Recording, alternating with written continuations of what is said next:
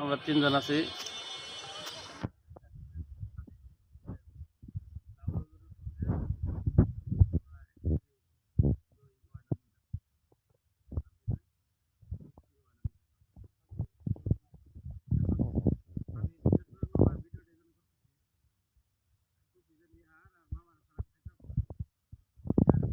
সেই যে নিয়ে খাইতেছে, ঠিক আছে, দেখছেন মামা, দেখছেন ওই যে নিয়ে খাইতেছে। আর এটাই কয় কি কয় আমি খাওয়াবো নি প্রয়োজনে তোর মামারে, ধন্যবাদ।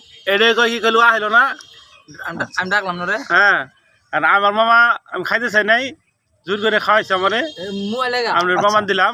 আচ্ছা বিষয় হলো আমি বলতেছি পরে। বিষয় হলো আর আপনি কেমনে কি করবেন, আমি প্রয়োজন আপনার সাপোর্ট দেবো।